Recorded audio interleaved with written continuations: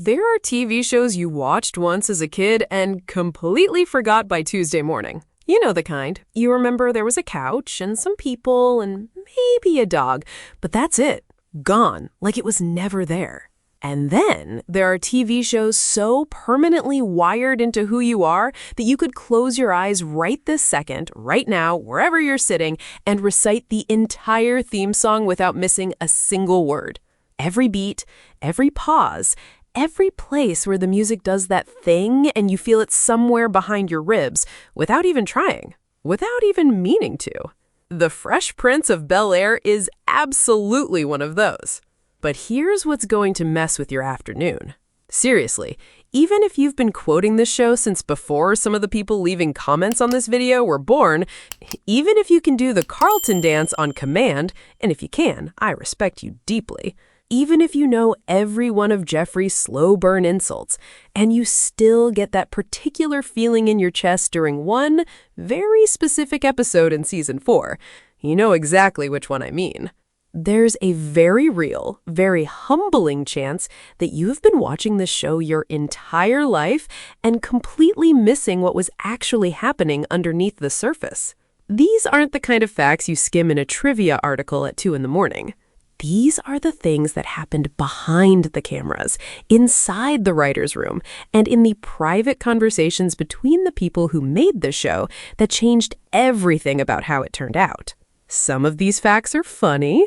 Some of them are surprising in a way that'll make you say something out loud in whatever room you're in right now. And at least one of them, fair warning, is going to make you feel things you did not budget for today. These are 12 insane facts you never knew about the Fresh Prince of Bel-Air. Fact 12. Will Smith was completely broke when he walked into that audition. And I do not mean a little tight right now broke. I do not mean cutting back on the expensive coffee broke. I mean the specific, terrifying, IRS is calling and it is not a courtesy call kind of broke that most people only experience in their worst financial nightmares. By the time Will Smith walked into that audition for The Fresh Prince of Bel-Air in 1990, he owed the Internal Revenue Service, the IRS, which stands for I'm really sorry because that's how most people feel when dealing with them, approximately $2.8 million in back taxes. $2.8 million. That is not a number. That is a situation. Here's how it happened. In the late 1980s, Will Smith, as one half of DJ Jazzy Jeff and the Fresh Prince, had made a genuinely impressive fortune. Parents Just Don't Understand won a Grammy in 1989, the very first Grammy ever awarded in the rap category, which is its own remarkable footnote in music history.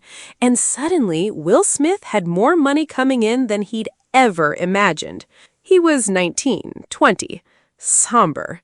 He had no financial advisors worth the name, no one explaining tax obligations or quarterly payments or what withholding even means, and a lifestyle that expanded rapidly to match the income. Sigh. He spent lavishly, planned nothing, and the bill arrived in the form of a federal tax debt that would follow him straight into adulthood. Now enter Quincy Jones. Yes, that Quincy Jones, the legendary producer who had worked with Michael Jackson on Thriller, who had essentially produced some of the most important American music of the 20th century, who had the kind of reputation and Rolodex that made doors open just by his name being mentioned. Quincy Jones had been approached about developing a sitcom, loosely inspired by the real-life story of a music executive named Benny Medina, a man who had grown up in difficult circumstances in Los Angeles and been taken in as a teenager by a wealthy Beverly Hills family, experiencing firsthand the disorienting culture clash of moving between two completely different worlds. That premise needed a face, and Quincy Jones spotted Will Smith at a party. The deal that came together to put Will Smith in the role was in part deliberately structured to help him get out of his financial hole. NBC, as part of the arrangement, held back a portion of his salary to pay directly toward the IRS debt, Amazing. The show that became a defining cultural institution of the 1990s, the character whose name is practically a synonym for a specific kind of charisma, the theme song your brain still plays on a loop 30 years later, the show, the character, all of it began because a young man was drowning financially and someone threw him a rope. The next time you watch Will Smith bop down those West Philadelphia streets in the opening credits, just know that wasn't just a performance. That was a man's entire life turning around. Fact 11. The Carlton dance was built from two very specific, very real sources. Let's talk about the Carlton dance. Because if you grew up in the 1990s, the Carlton dance is not just a dance. It is a whole emotional category.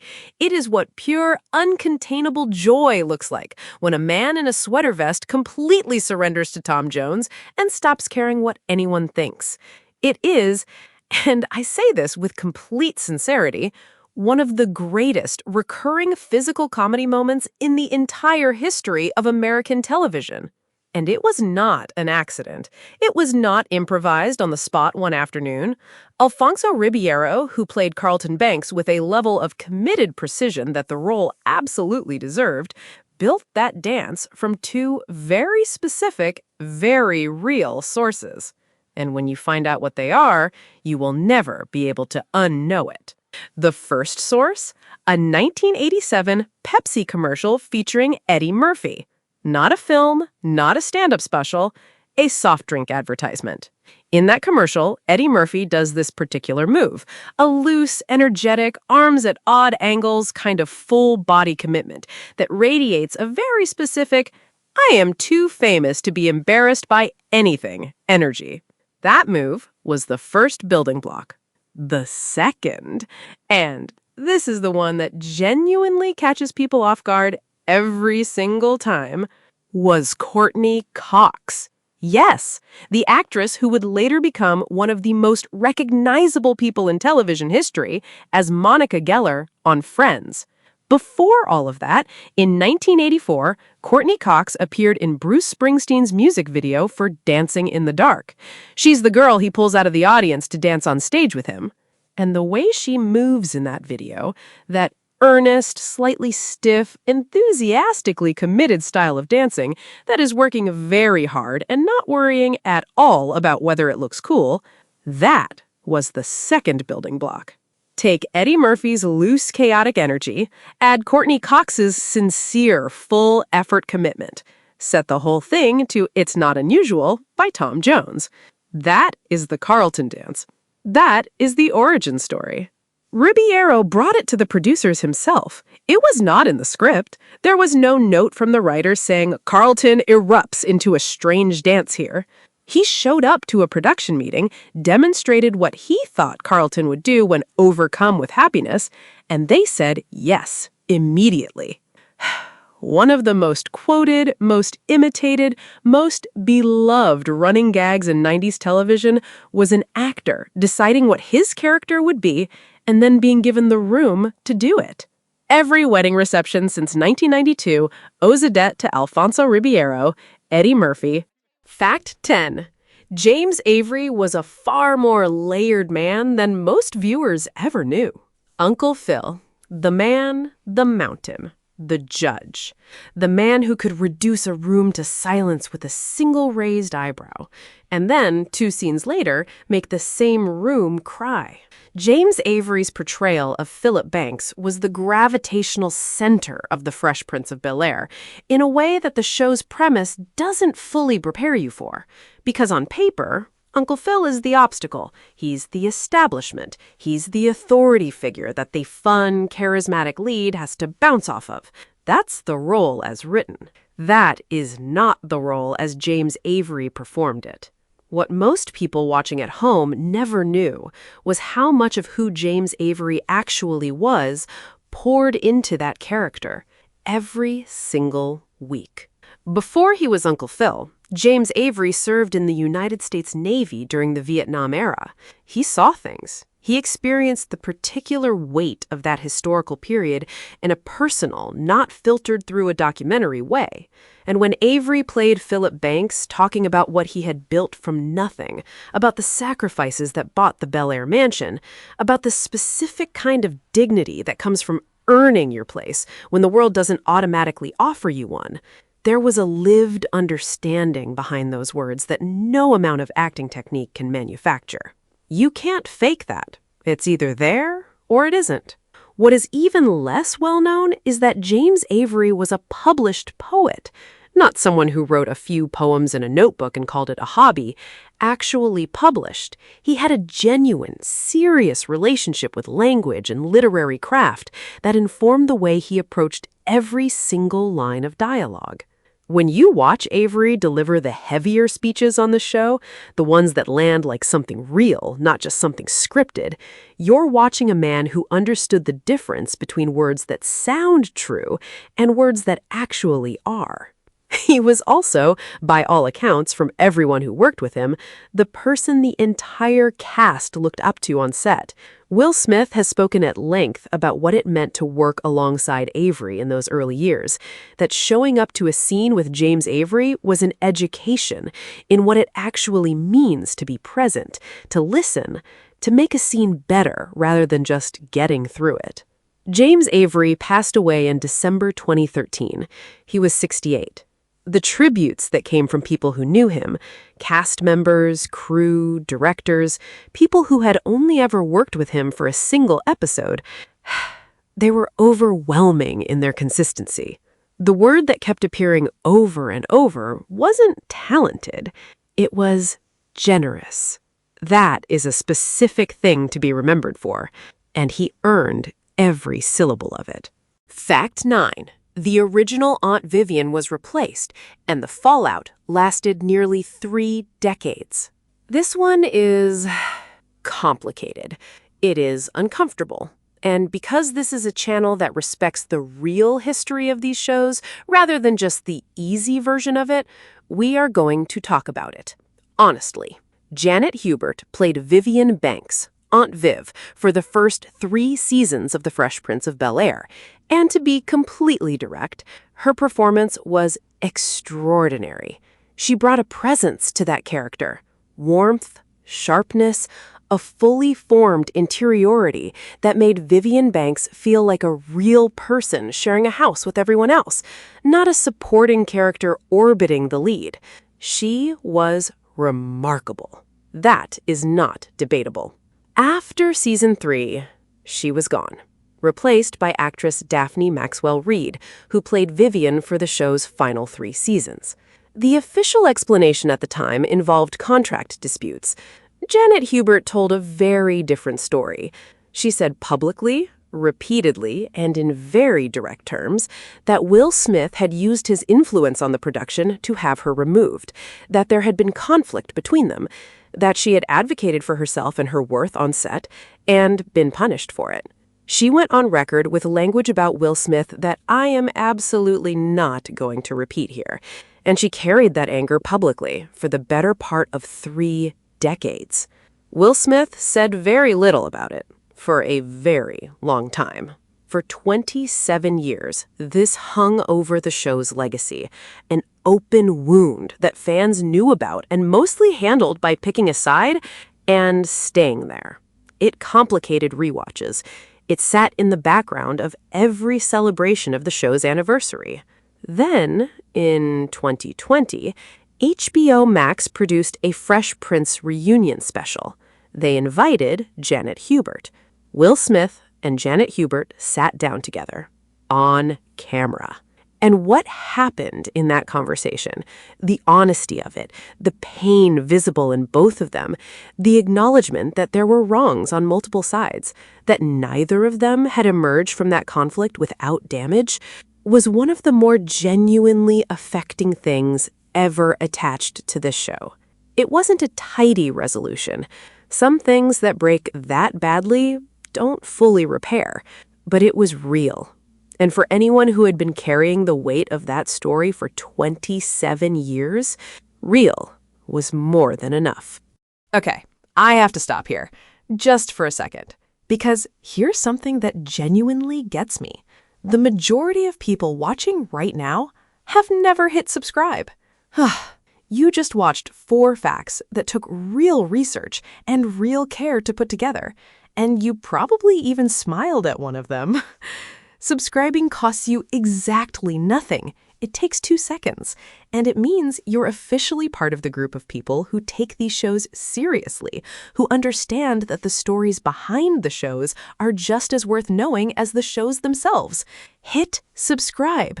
Don't be the person who shows up to every family dinner, but never calls grandma. Fact 8. The show's original creative foundation was built on a real person's real life. The Fresh Prince of Bel-Air was created by a writing team, Andy and Susan Borowitz, but the premise itself came from a concept developed by Quincy Jones and a music executive named Benny Medina. And the reason that matters? Because Benny Medina's story was not a fictional pitch. It was his actual life. Medina grew up in difficult conditions in East Los Angeles.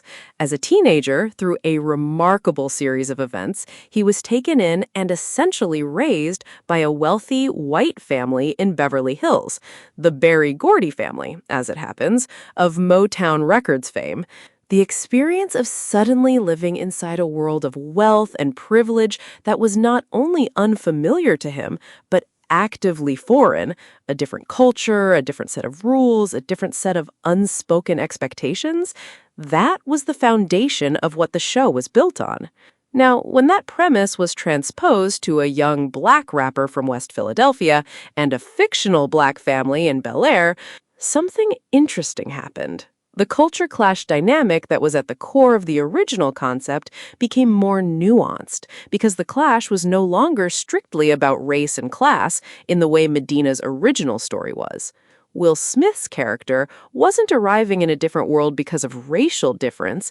He was arriving in a world defined by money and status, and navigating that within a black family that had made it in ways his West Philadelphia upbringing hadn't prepared him for. The tension was internal to the community, not only external. That specificity is part of what gave the show a texture that its imitators could never quite replicate. The writer's room went through significant revisions before landing on a pilot that felt like the show it was trying to be. Early drafts were different in tone, edgier in some places, less focused in others. Getting the show to sound like itself, not like a copy of The Cosby Show, not like a standard fish-out-of-water comedy, required creative deliberateness that viewers never saw, but absolutely felt every single time they watched. Fact 7. DJ Jazzy Jeff being thrown out of the house was a quiet joke on the network itself. If you watched Fresh Prince with any frequency, you know the pattern. Jazz, the character played by DJ Jazzy Jeff, shows up. Chaos, mischief, or general foolishness at some level unfolds. And then Jeffrey, with the particular energy of a man who has transcended the concept of being bothered, physically removes Jazz from the Banks estate. Jazz lands outside on the street, the audience laughs. Reset. It happened so regularly, it became one of the show's most recognizable running bits.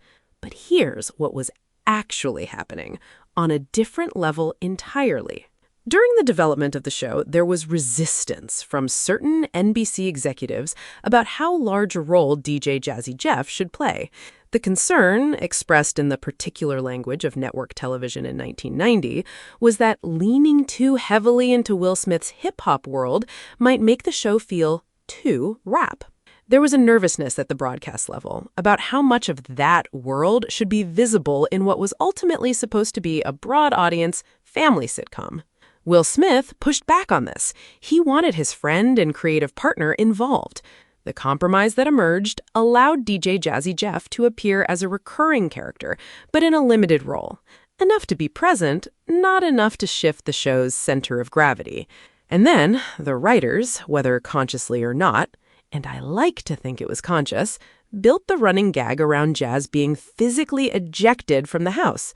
The character the establishment didn't fully want there shows up anyway, and they throw him out, and he comes back. every single episode.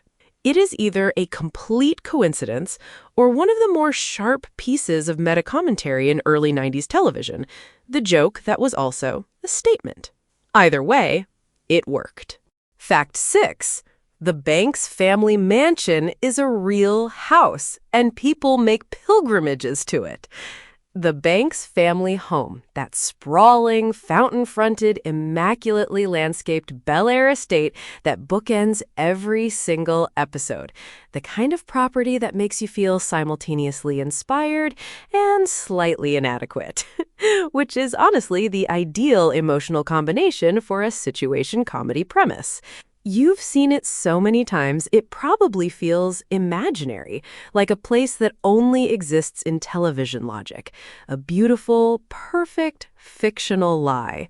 It is a real house. It exists. You could drive to it right now. The address is 251 North Bristol Avenue in Brentwood, Los Angeles, California. Technically Brentwood, not BEL-AIR, but you try explaining that distinction to a television network in 1990 and see how far you get. The house was built in the 1980s, sits on a significant piece of land, and has an interior that looks absolutely nothing like the interior sets used on the show, because those were built as completely separate studio sets with zero connection to the actual building. The house was only ever used for the exterior shot, the front, the establishing image that told you where you were. What the current owners of that house did not anticipate when they acquired it is that they would be purchasing a property that is, in the minds of millions of people across multiple generations, a sacred site. People drive there. They stand outside the gate. They photograph themselves doing the Carlton dance on the sidewalk. They giggle. They post it. They do it again. The neighborhood has seen more unsolicited tourism than most actual tourist destinations. Seriously, the house sold in recent years for a figure comfortably north of $10 million. Someone paid $10 million for a house whose primary cultural identity will forever be the Fresh Prince Mansion.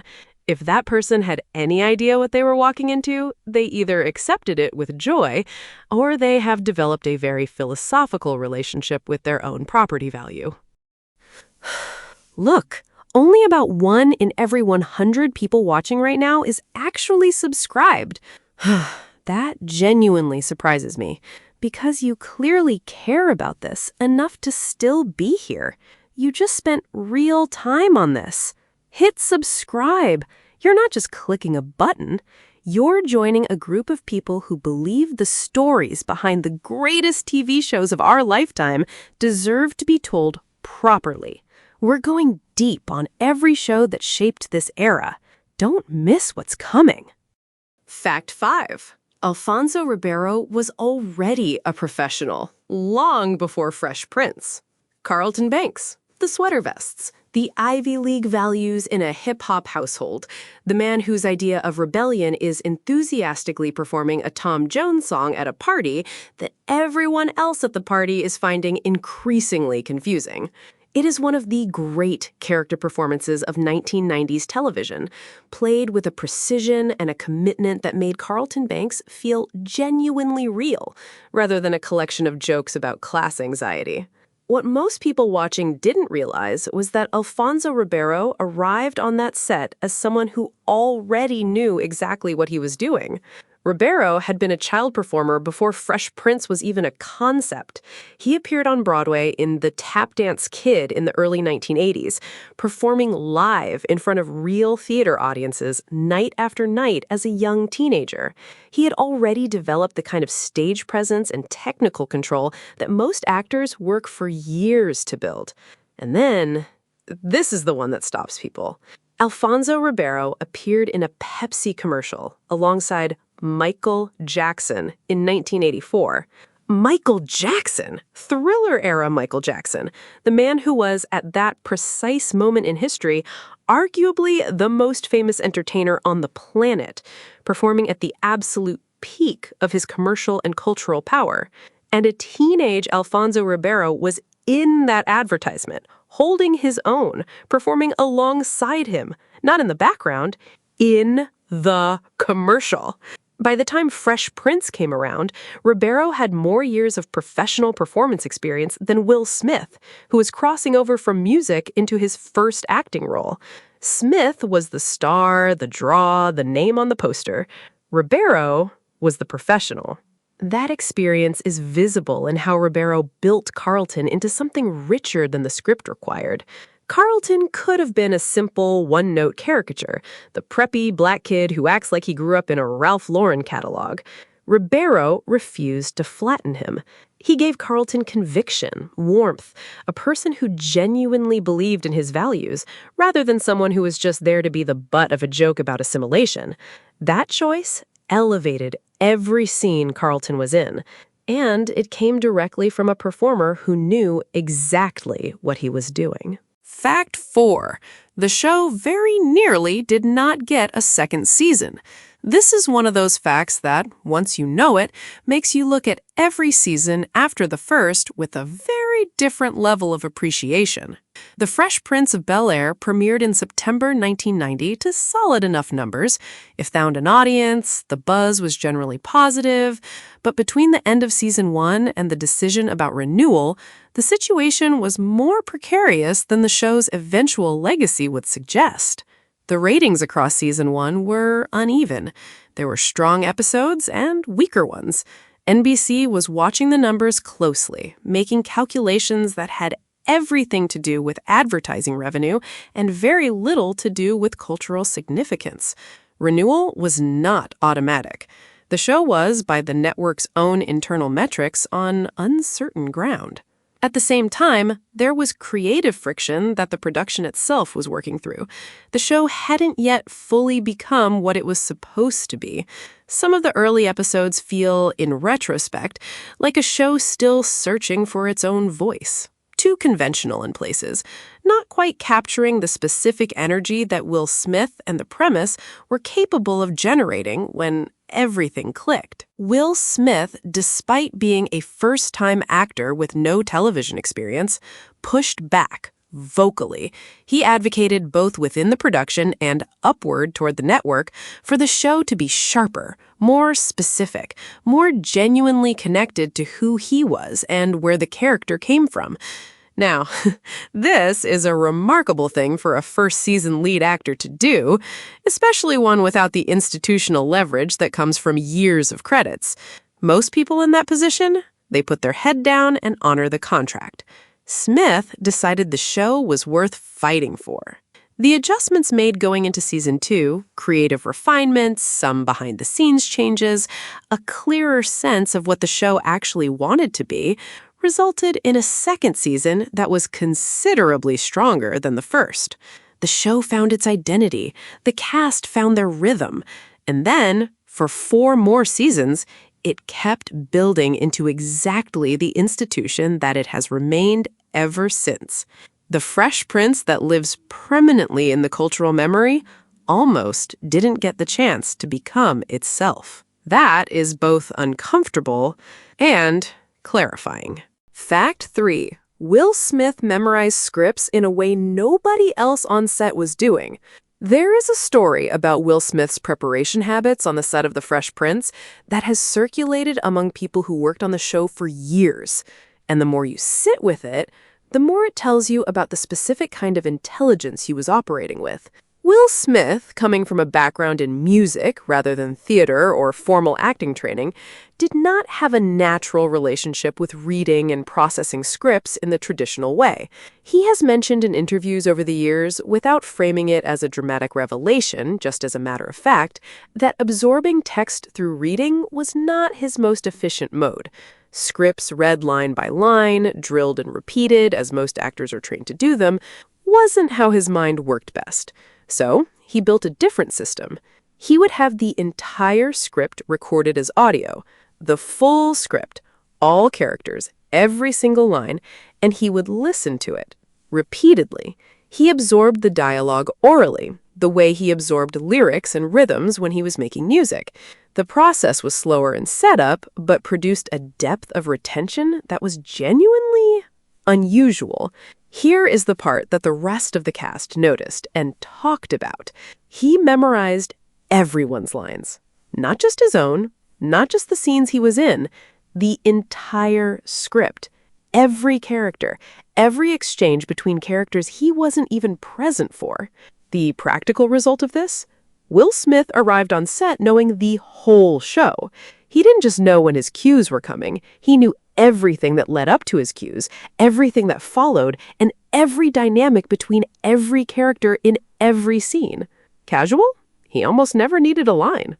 In a cast that included trained, experienced, professional actors, the music star learning on the job was arguably the most completely prepared person there, because he had swallowed the entire show, not just his portion of it. There is a lesson in that, about how people with unconventional relationships to learning find unconventional solutions that work better than the conventional ones. Will Smith didn't adapt to the standard system. He built his own. And then he outperformed everyone. Fact 2. The most emotional scene in the entire show was partially unscripted. If you are of a certain generation and you watched this show as it originally aired, you already know exactly what I'm about to describe. The feeling in your chest when I say season 4 and Papa's got a brand new excuse is already there. It arrived before I finished the sentence. I apologize for bringing it back. And I am absolutely going to keep going. Season 4, episode 24. Lou Smith, Will's father, played by Ben Vereen, appears after years of total absence. Will, who has built a life and a family in BEL-AIR and has every reason in the world to keep his distance, does not keep his distance. He lets himself get close. He lets himself believe that this time is different. He makes plans. He gets hopeful in that specific, painful way that only happens with people who have the particular power to disappoint you, the kind of power that only comes from having been there at the beginning. And then Lou leaves.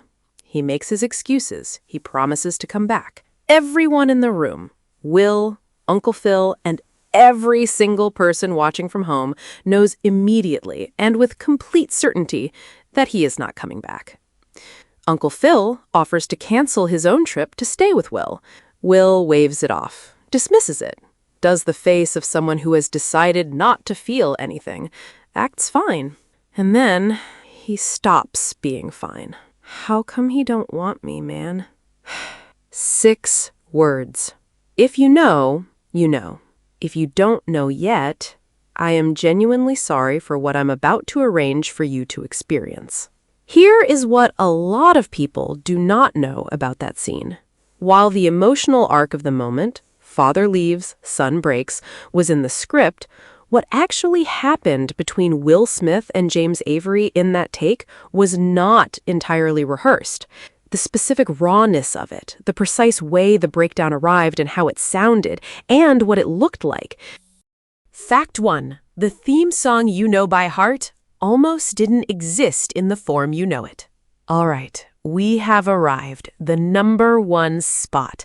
The fact that has been sitting at the top of this list from the very beginning. If you need to sit down before we start, go ahead. If sitting down and getting back up requires advanced planning at this point in your life, please take all the time you need. I will be here. Now, this is a story all about how my life got flipped, turned, upside down. 12 words, that is all it takes. 12 words, and you are already there, already in the apartment, already in the cab, already somewhere between West Philadelphia and BEL-AIR, already feeling exactly what that show made you feel the first time it made you feel it. That is one of the most precisely engineered opening lines in the entire history of television theme songs. It is not an accident. It is not luck. It is craft. And it almost didn't exist. When The Fresh Prince of BEL-AIR was being developed for NBC, the original discussions about the theme music did not involve a rap song at all.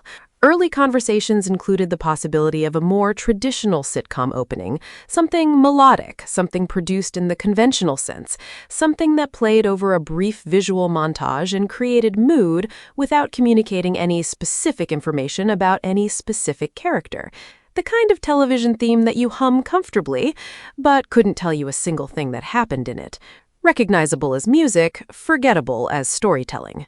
Will Smith objected strongly. His position was that the theme song needed to actually be a rap song, a real one with verses and narrative structure and specific detail that told the audience exactly who Will was and where he came from before the first scene even started. He wanted Born and Raised in West Philadelphia to not be shorthand, but to be actual information.